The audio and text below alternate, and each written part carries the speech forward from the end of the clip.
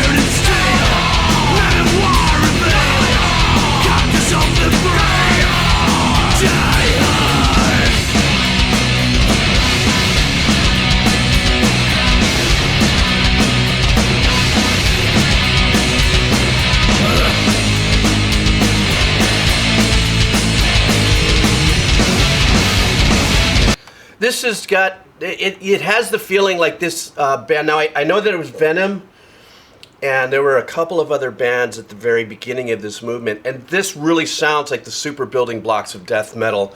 Not that I have any experience listening to any other ones except for what I have on the channel, but just based on the sounds and everything like this sounds like a track that was like I didn't look at any of the dates, I didn't do any Wikipedia or something. But it definitely sounds as raw and powerful, as organic as you can, as far as hit the button in the recording studio and go. The tenacity, if you would, of their musicianship also just bleeds right through. You know, the chugging, the very fast chugging that's going on there. You know, this is in a time where there is no, or it must have been held to try to punch in somewhere, so it really relied on, let's go in there, let's just really seriously kick some ass. I love, you know me, I catch this shit, what the bass is doing in that pre-section before the hook. So while the guitars are da da, he's still going, so he's still keeping the drive just on fire. You know, and that's a really super great tone. Anyhow, let's just continue. I could just feel that if this is the building blocks at the beginning of metal because of the sound, the tones, and the time period that this track was done, this is just sick.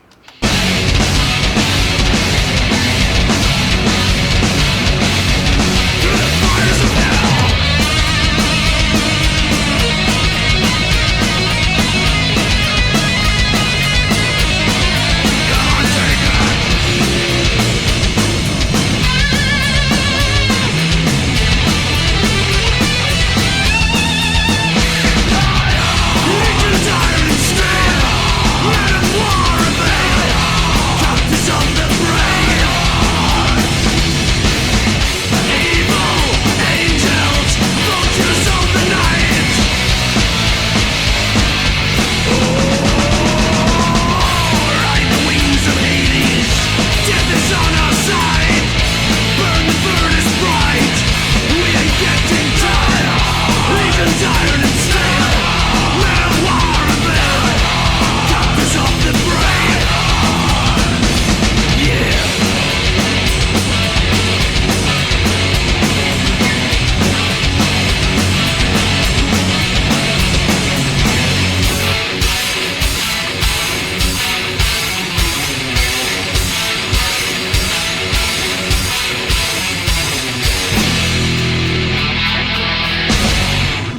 nice little pull off at the very end. This sounded to me to be really super anthemic in the sense that like if this was the beginning of the black metal movement, the sound, it was still very raw and just more call to action. Because I mean, I did see a special, I think, on black metal, and there was some other bands there, and when they talked about it, I don't think I ever felt, at least in the interviews, how true to the core these musicians were to the movement of black metal in its energy and in its authenticity.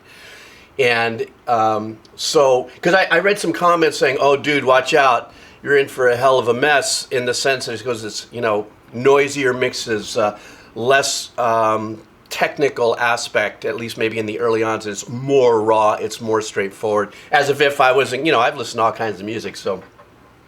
But it sounds very powerful, very anthemic, like full call to action, like we are here, this is black metal, this is what it is. That's what that track sounded like to me. This is the band Mayhem, and the name of the song is Death Crush. All right.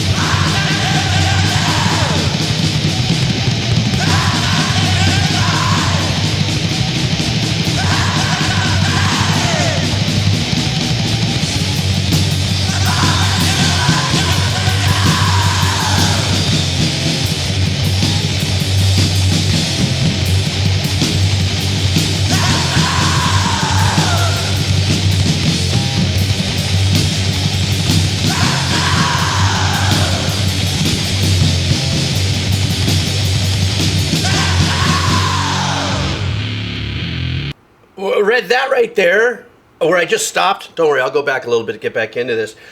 One of the first things that I pulled out of this was that dark, just ugly, throaty tone of the bass. And then as it got, you know, as I really dug into it, I love the fact, now this must be one of the more earlier ones of black metal, maybe in that embryonic beginning, or not. I have nothing to go by, right? Because I'm just doing this for the first time. Here's what I love about this. Number one, it gave me a nostalgic vibe for myself, or maybe for anybody that goes, you know, to parties and bands are playing in a garage and stuff. And I don't mean that in a crap way. I mean that in an authentic power way. The kind of cutting loose that when you go to a party or something like that and you have a sick band in a garage. And the reason why I say that is the sound of the mix. If you listen to this as we keep going, listen to the drum kit. The drum kit is taking the emphasis on the, let's just say the dynamics of left and right, you know, stereo, where the snare, you can hear the snare has more of a room vibe to it and everything. So what I mean by that is the drum is taking the power and the ambience distribution, if you would, of the dynamics, whereas the guitar and the bass are just choke center. And it's not a very wide sound, which is really super kind of cool because regardless of the intensity of their musicianship and what they're playing, you can really hear it. You can really hear it all cut through, and it sounds like they're doing everything in unison, which means the bass and the guitar are following the exact notes, and there isn't too much of a deviation between arrangements and stuff. That's just ready, set, 1, 2, 3, go. Now, obviously the vocals, excuse me. Obviously the vocals, I I don't understand what he's saying and stuff. But what I love about the vocals, how it's performed and how it's placed in the mix, is the tone of what he's in his, growling, screaming technique and stuff actually sizzles a little hotter than the tones of the guitars and the bass and their high end. So his high end is actually the one that's really kind of like the Ginsu knife of the track. But for me, the whole vibe of this is nostalgic. And my hats off once again to the musicianship on this stuff, forgive me, I don't mean that with disrespect, with this music, because this is, God, it's just, I could feel it. I just feel it. For some reason, my bicep and my forearm was getting a little tired because, I'm not that good at that kind of, musicianship and stuff, that keep going, stamina kind of thing. But you could just feel like it's almost like, and that's what music is, right? Even though, black metal is not my jam, and I'm doing this because I love the journey I'm on, I could still feel it. When people say, watch out, Jeeves, you're getting into black metal, you're going to be in for a hearing experience. I go, no, I'm pretty sure I know what it's going to kind of be, but I'm always open to the experience, and to me, that's the most important. All right, let's continue on.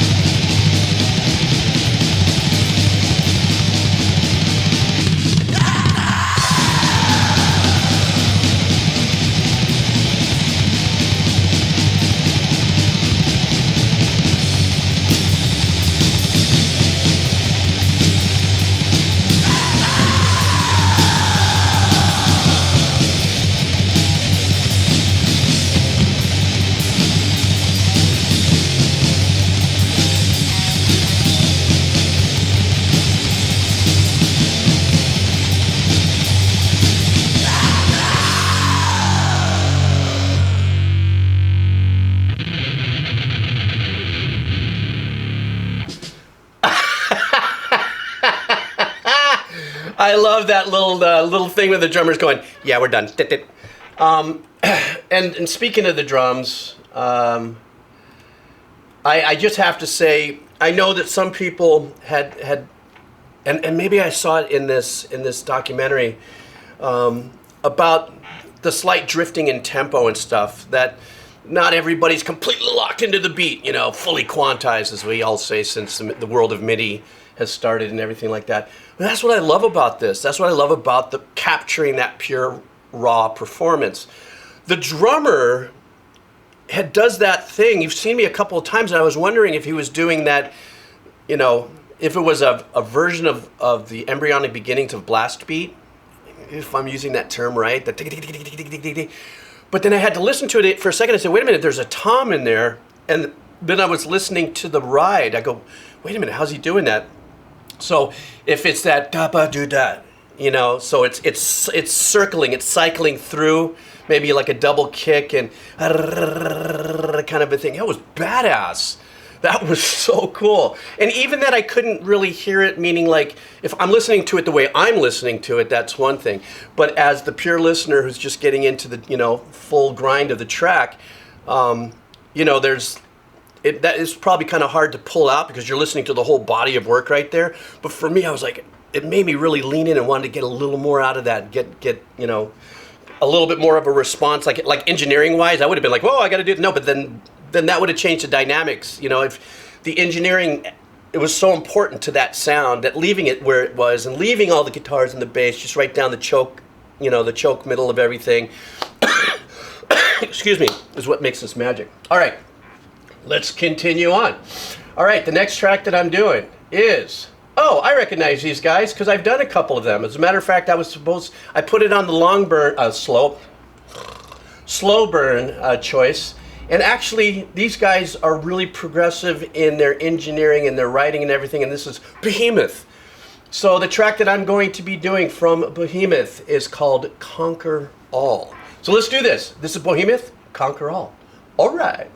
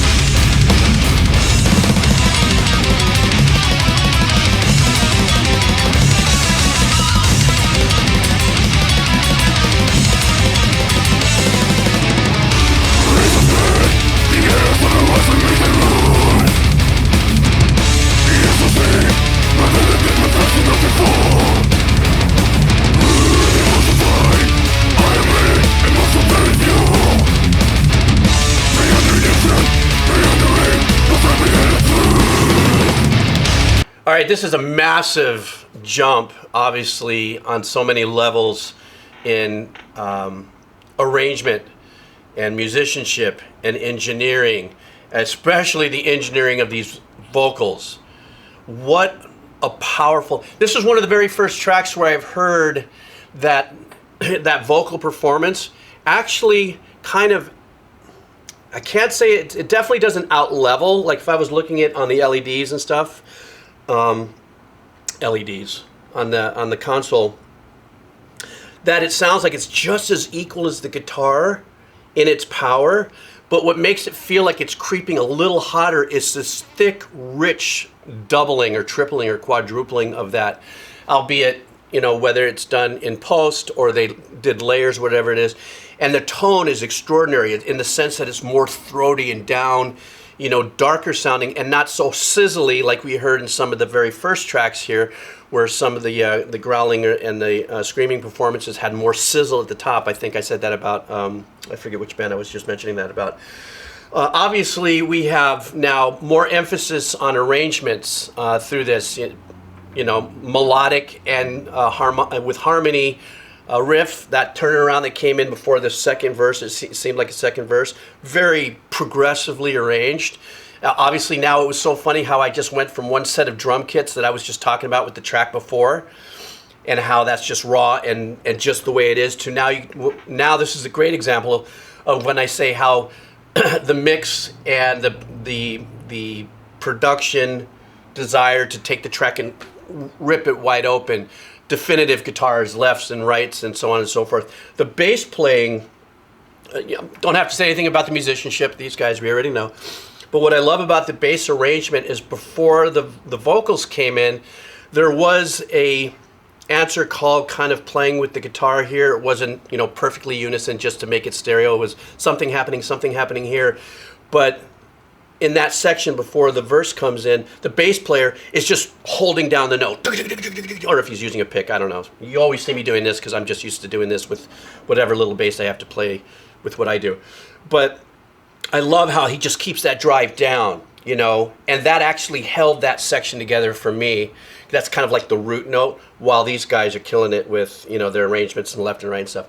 Very large performance as far as, like I said, with the arrangement stuff, still keeping the integrity of the metal, but without a doubt, when I say a lot more progressive, I don't mean like prog black metal. I just mean taking the arrangements to another level and maybe pushing it. Once again, in this journey that I'm on doing this show, I don't know where they fit in.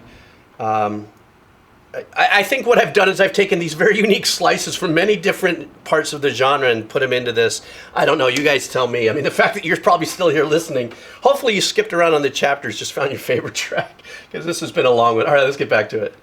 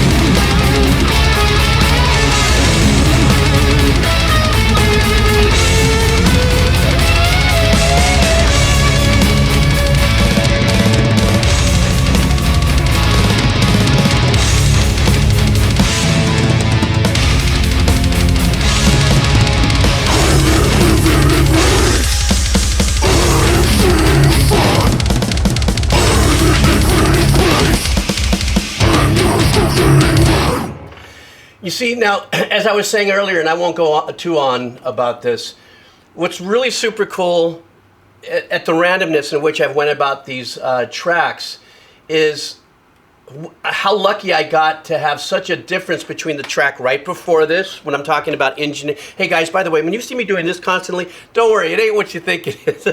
Sometimes the beard, it's a little wiggly, like I keep on itching and stuff. Anyhow, that it's so lucky that I had done this track that was right before this. That was probably of the most organic, rawest, original baseline part of black metal, I think. And then we jump into something like Behemoth, and their progressive, this particular song, the way it's mixed, the way it's written, the way it's performed, everything about it is so different in its sound, but still maintains the authenticity of the black metal, I believe. You know, I know that this is a very sensitive genre, and I know that there's a lot of people who really hold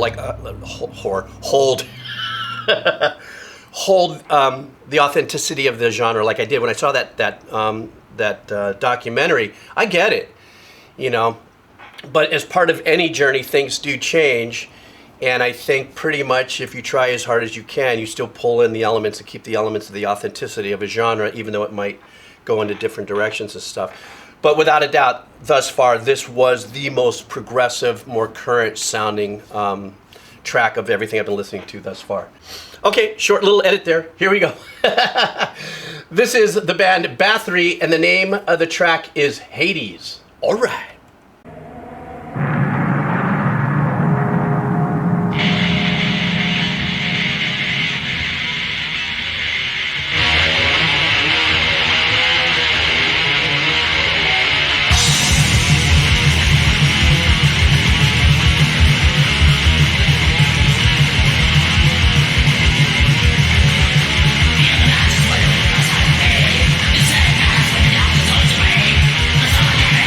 Was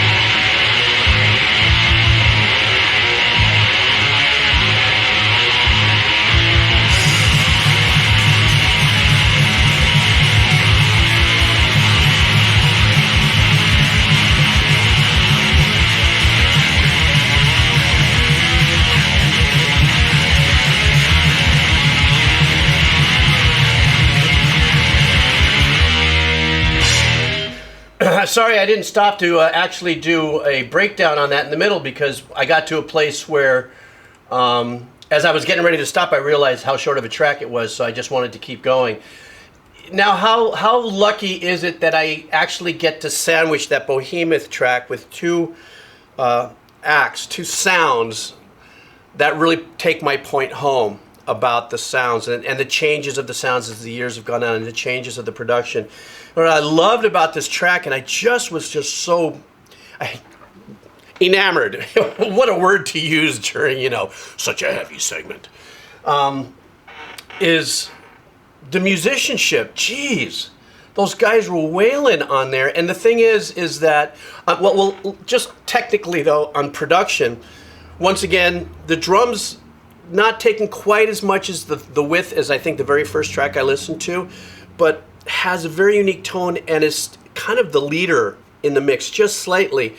The guitar on this doesn't have a what I would call chokehold mono signal. There's a little bit of width on it and stuff, and the bass, of course, down in the middle and everything. But do you notice that the mix is a little warmer? So it's as raw and visceral as black metal, I think, can get, you know, along the lines of the Venom that we heard at the very beginning of the show and everything like that.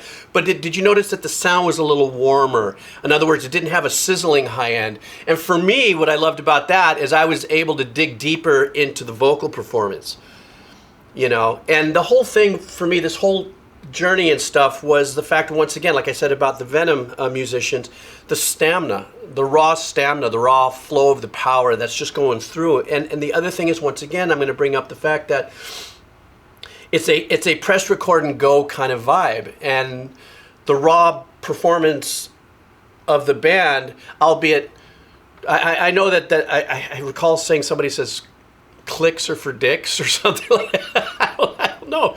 Click track or something like that.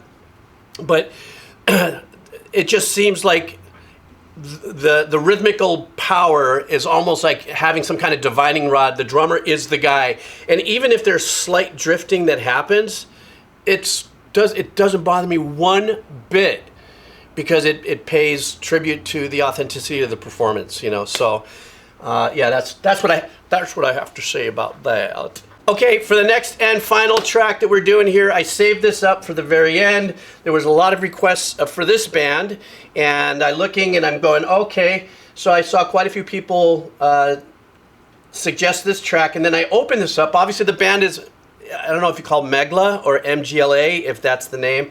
Remember, give me old man room to make mistakes here. I don't know. And the name of the tracks is, the name of this particular track is Exorcists, in Futility 4. But I noticed there's a whole bunch of them, so if I'm doing something out of order or something, please be gentle. Don't smoke me in the comments. I can always come back to the band, but this is the one that I'm doing here for the last track. So let's do this. This is from the band Mgła. All right, or MGL. All right.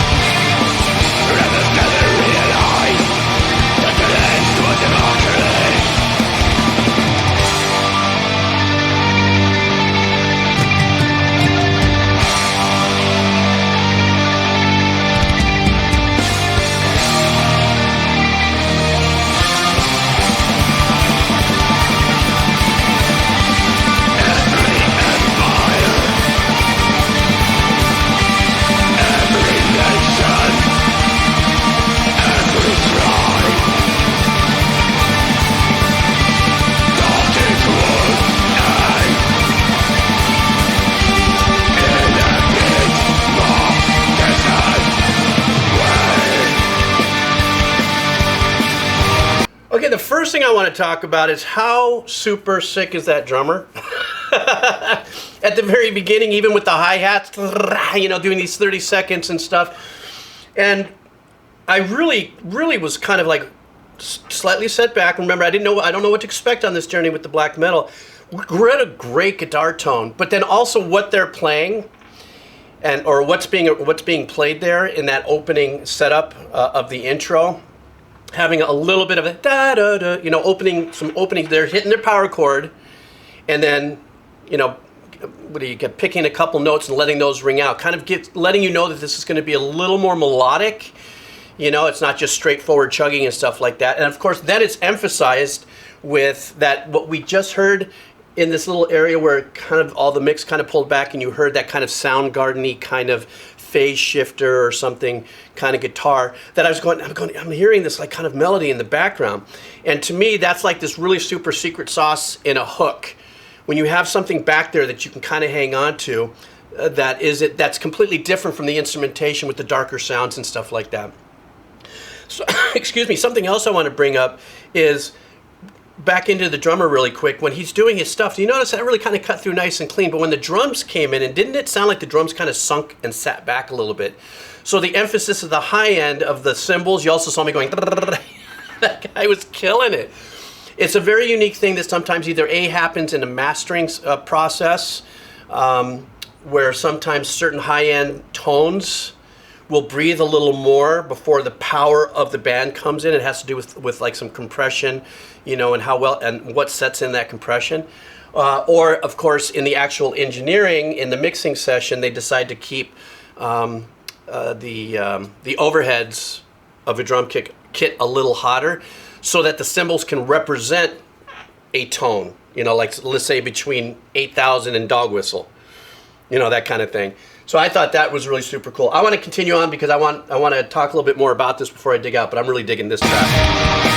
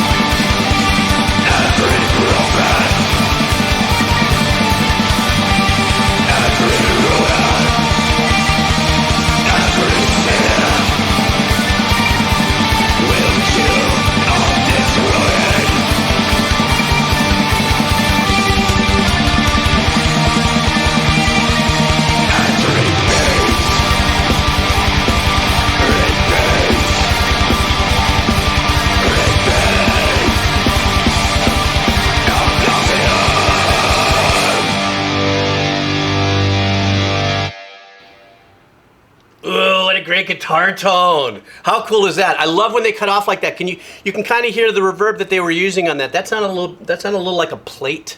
Engineers, you know what I'm talking about. what I love about this track is that even though there's aggressive guitar playing, it's all connected. So in other words, I may have said this about another band, how it's not muted on the palm, at least that's what it feels like to me. So that even if you're going digga digga digga digga digga digga digga, but if you're really letting the string ring out, then what you seem to have is this long, just dark, ethereal power wash, if you would. As if somebody was to hold down a keyboard just on one, you know, and just let it grind and let it grind and let it grind, except it's being done by musicians with guitars. One of the many different techniques you have with the guitar. The drums on this, like I said, this guy is incredible drummer. But I think when I've heard conversations about black metal and stuff, or certain types of genres, that it sounds like that there's a little drift in tempo and stuff like that. To me, this was kind of mastering in a chaotic arrangement. You know, there was parts of me that when I heard the drummer in this last minute kind of coming in, and it felt like there was some drifting that was going on rhythmically with the members. But without a doubt, it's such an important part of what I believe is the messaging of the song. You know, because heaviness is not pure. Is that the weirdest thing I've ever said in my life? And what I mean is you can tell sometimes when people authentically are doing heavy tracks and stuff like that, but if they're fixing things in post or something and making it totally 100%, you know, quantized tight kind of a thing, and then it kind of makes it a little less human sounding, a little less soulful, if you would. So you know, the what seemingly might be the drifting and a little bit of tempo between the musicians and the bands and stuff, and the drummers, stuff like that, I think is such an important part of the style of music, of the particular genre. So, and I love this track. I love the fact that I ended on this too, because da da da da da da, it's in my head. That's a great job. You get something to stick in my head like that, then job well done. You know, I toast ye with ye coffee, you know, very strong coffee. Anyhow, guys, thank you so much.